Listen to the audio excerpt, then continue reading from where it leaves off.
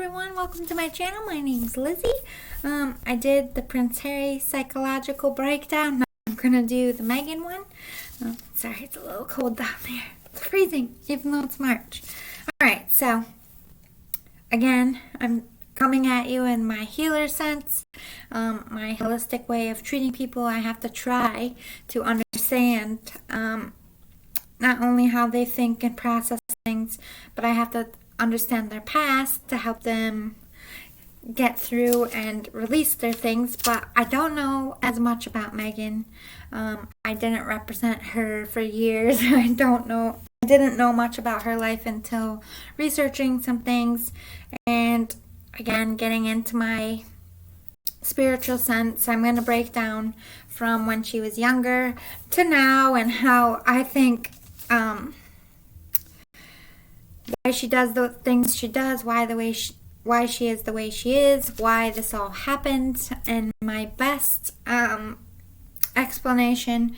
Again, this is to try to understand the psychology behind Meghan, what I would view her as a healer, as if somebody, like when somebody comes to me and they need help with something, I look at their whole life, the whole picture. I don't just judge them for one thing or see one thing. Also, sorry if you hear a lot of noises. My neighbors had a pipe explode, so they're fixing it and turning the water on and off. So if you hear funky pipe noise, shit happens sometimes. Alright, so let's talk about Meghan. Let's talk about when she was younger, her upbringing with her mother. I don't know. I don't want to paint her mother in the bad light now because she seems like she's really there for Meghan and she's close. But when she was younger, she did raise Meghan for a certain amount of time, and then if it's true, I can only go by what I find in research. She went to live with her father because her mother was very career-based, working on herself. This is very damaging to a very young girl. So with her upbringing with a mother more focused on her own success in life than bonding and raising her daughter would create some abandonment issues. But also taught what a woman should do or not do, gave her an incorrect sense of what a woman is, or what the place of a woman was, or what the focus of a woman should be. You ask why leaving her with her father would do all this? Because she was raised by her mom for a certain amount of time, and you create that, you're a female, you have that bond with your mother, and to be kind of left aside, even if she did explain to Meghan, and even if Meghan said, yes, I understand, still as a child there's going to be that hurt. I'm not enough, I'm not important to her, I must have done something wrong. It creates abandonment issues. So what did she learn by her mother doing this back when she was younger? That a woman should use her looks and her body or sex to gain things in life. It's all about that leg up, right? I feel like she got most of this mentality from her mother. Look, you need to carry yourself in a certain manner. You need to be a certain size. You need to have, lighter skin. I feel like really did come from her mother. Use your body to attract those men that have the money. I feel like some of it came from, which we'll get to, what her father exposed her to, but she grew up watching her mother, and her mother is a big influence in her life. So I feel like she created some body issues here, some mental issues about, I don't want to say like her mother was sexist, because I feel like this is generational stuff, but really beating into her that you need to carry yourself a certain way, you need to look put together, use what you got to get what you need, type of mentality. Taught Meghan to focus on money and status and your job, and that woman marrying up mentality came from her mother. women only are seen if they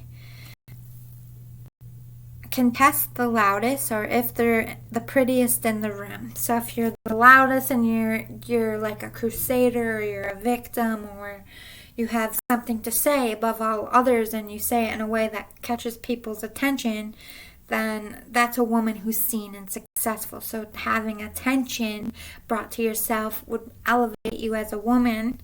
Also your looks. If you need to be, you need to catch people's eye. I feel like that mentality came from her mother. Okay, what did her father bring to her life and emotionally stunted her? I believe her father brought her around the Hollywood scene very young and used spoiling as a way to parent. His time and his attention was shown by just giving her what she wants, buying gifts, but not giving her life skills or tools or his time, while exposing her to body issues and drugs and the high side of life, like the high rollers side of life too young. Like look at Hollywood kid stars, they're exposed to drugs and they're exposed to sex and they're exposed to partying very early, which I feel like happened to Meghan because she was brought around the Hollywood types. And I feel like her father did spoil her, because that's how he showed love, which I feel like Harry shows his love like that and spoils her and does all these gestures for her, which is what her father did when she was younger. This is what the spoiled part of her comes from.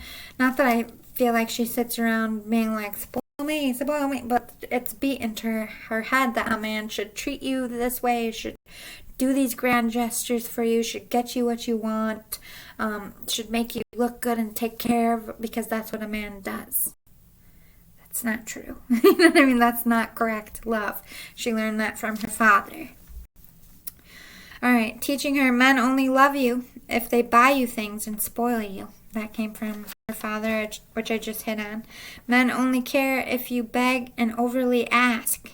This is why she's got to be more empowering, why she's got to have the control, why she's got to have the say, because she ran her father over when she was younger. She got what she wanted from men, so that's how she feels like that's how she gets what she wants. That's how the only way she knows how to get what she wants is to be demanding, to be outspoken to the point of harmful outspoken. Not that she can't do things for herself or get things for herself, but I feel like in a relationship she needs that power. She needs that control to a certain level because of how her father spoiled her and treated her as a young child.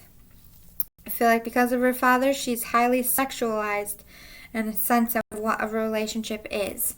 It's very physical to her, like this is how she gets a man, using her body and using her expertise to get what she wants. There's a lot of women out there that feel that way. I'm not digging at Meghan, but this is an incorrect mentality. This is what damages people and makes them toxic and broken. Again, toxic doesn't have to be a bad sense. This is just somebody who isn't healed, that does things incorrectly.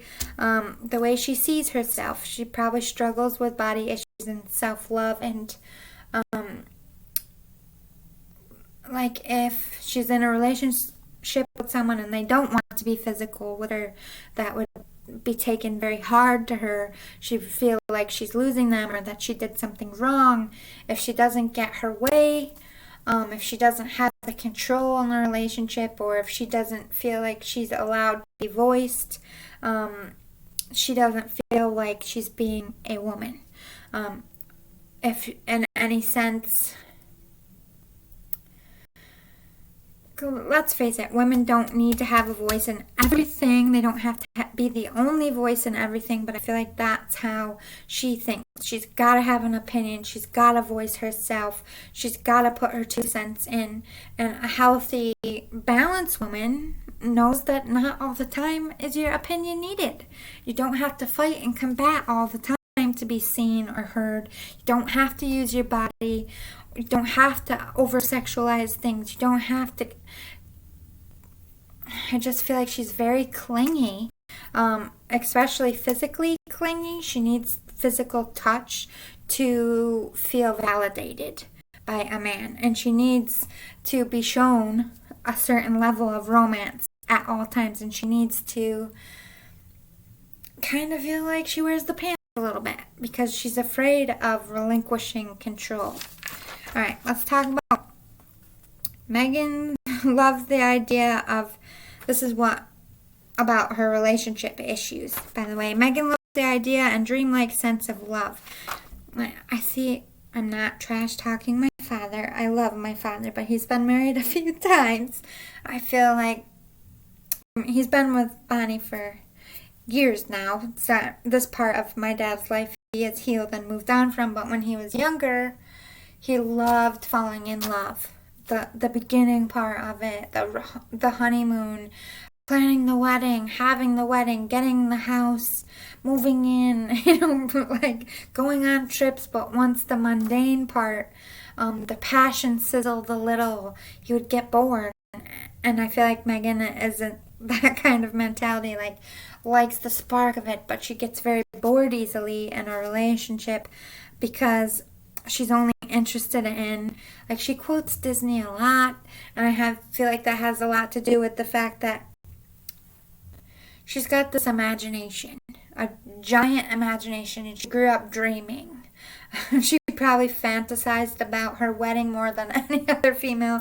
I'm not just saying we all did that. We played wedding with our friends, but I feel like to an extent she did it more than most.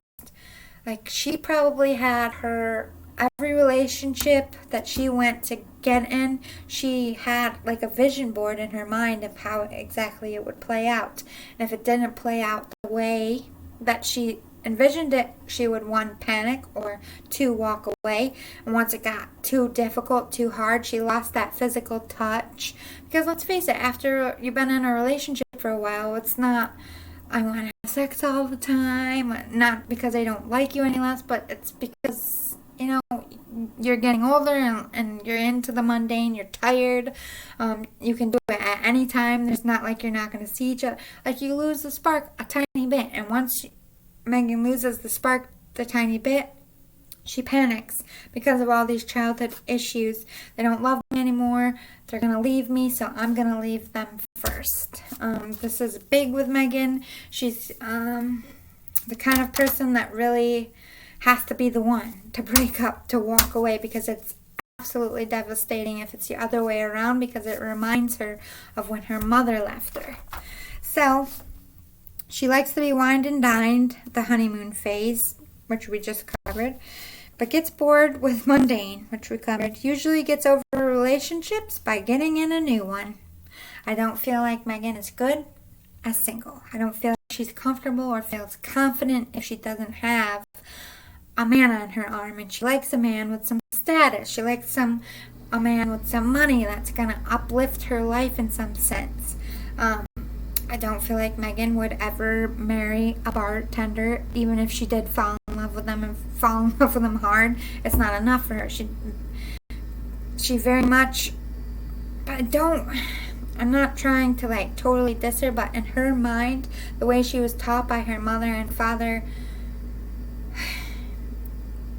they gotta meet a certain level.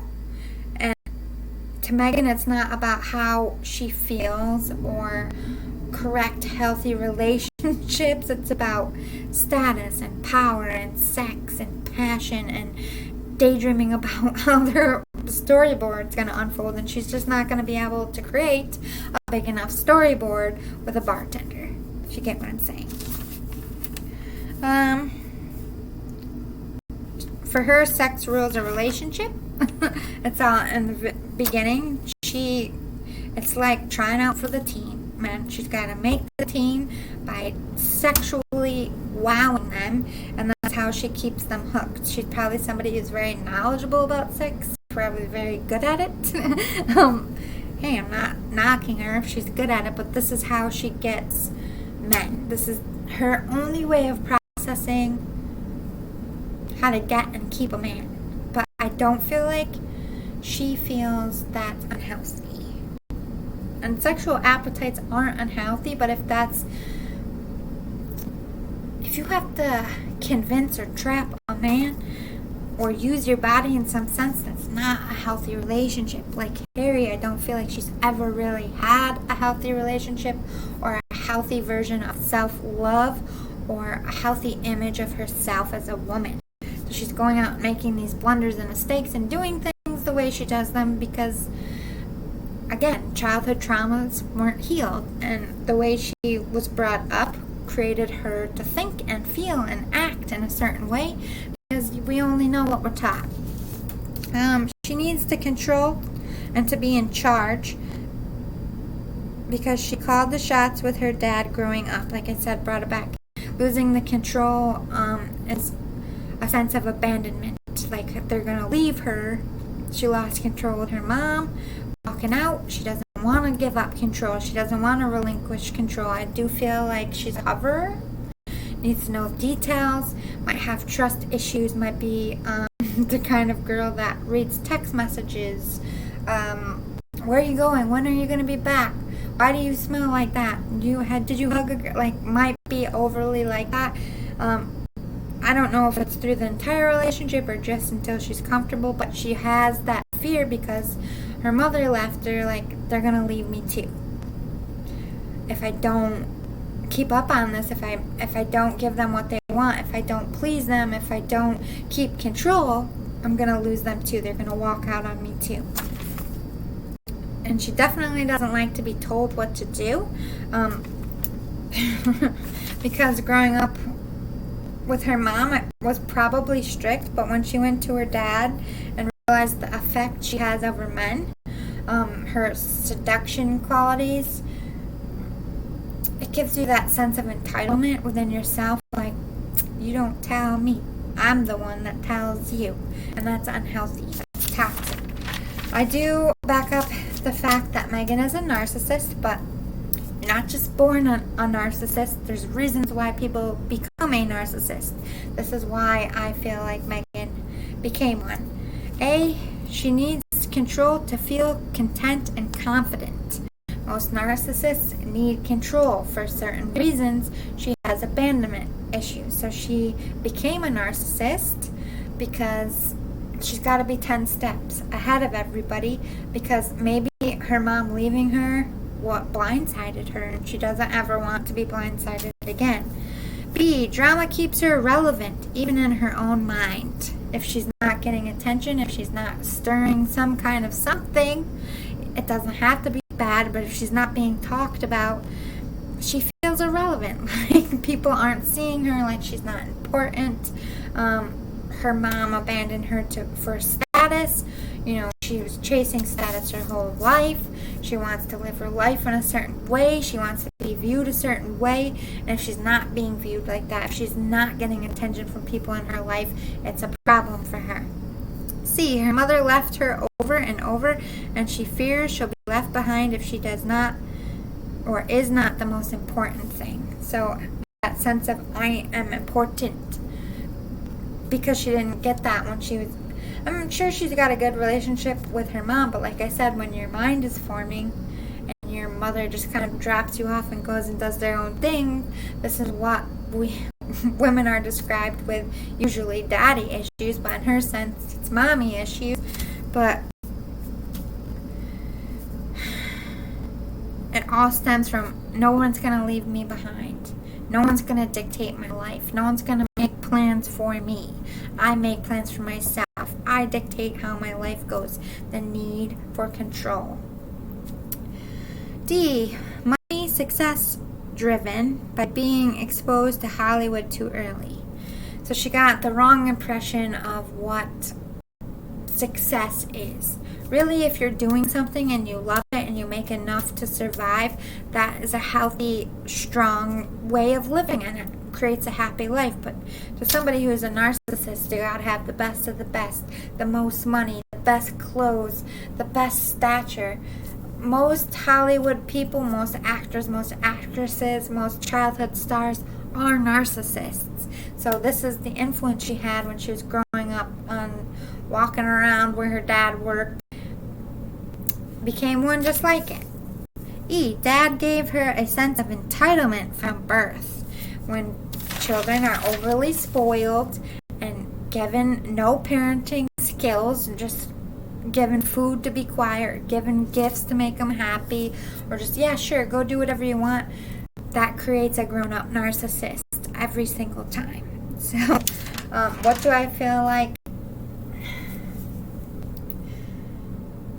I really feel like Meghan thought she was going to come into the royal family and be well received, popular. I do feel like because of her childhood wounds and her narcissism, she couldn't be somebody who stands in the background. She needs to be the center of attention. She needs to be in control of her life because of her mental issues. Without feeling like she's top dog, without being able to make her own life and do her own life, she doesn't feel validated as a person at all, and she needs that constant validation. So this is why it all went down the way it was. A narcissist person with a rough past like hers isn't gonna be ever comfortable following someone else's shadow. From day one, she should have known that. She's a Hollywood star. She was trying to gain her momentum in her career. Wasn't very popular here in America, but I guess in Canada she was. Like, she had a certain level of success and status she wanted to reach in her mind. There's no way she would have ever been comfortable in the royal family. Why she was toxic from day one for Harry. I do feel like as a person, when she meets a man or she wants a man and she creates that storyboard, she transforms herself into their dream person, which is also a narcissistic trait. So when she first met Harry, she was playing a part, also convincing herself she was that part.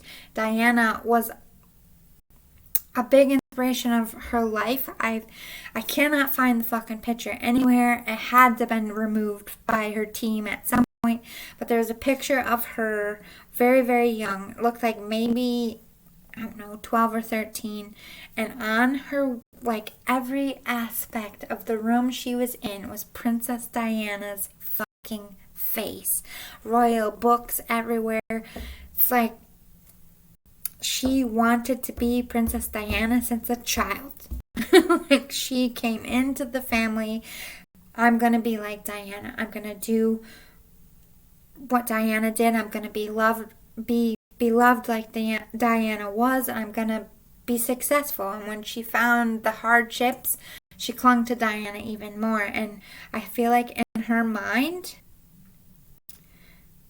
because she's emotionally unstable, she is Diana. Like,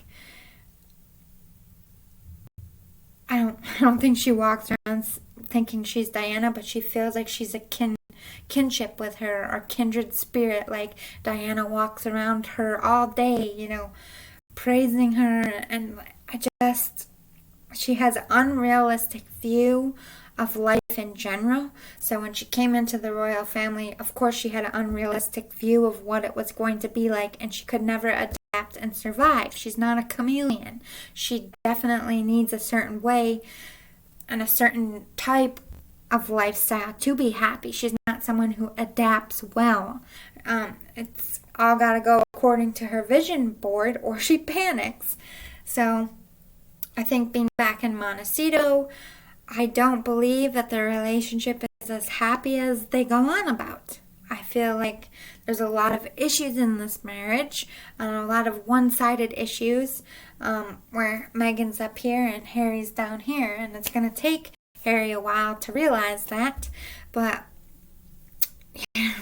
you can only warn them so much about a person, and they're not going to see it until they see it. But Meghan has a lot of psychological growing up to do, and a lot of psychological issues that she needs to work out. Getting out of a narcissistic relationship, or getting out of a relationship with someone who is a narcissist, is the hardest fucking thing to do. I don't know if she even realizes she's a narcissist. I don't think she even realizes how emotionally traumatized she was before she even got in the royal family. And I don't think she realizes how, as a woman, she's very naive and delusional about life, love, and the role of a woman. I hope one day she gets the help that she needs. I hope that she gets a good representation of someone in her life that is a solid woman, or a healer of some sense that can help her become a healthy, organic, well-balanced woman. I know she's capable of it. She's very smart, but the choice has to come from her. So I hope this helped understand her a little bit. If you liked it, please give me a thumbs up below. We'll dig deeper into Meghan if you want more of these. In the meantime, I'm going to move on. My next video is comparing Diana to Meghan, and I'll talk about that in my next video. See you next time. Love and light, everybody.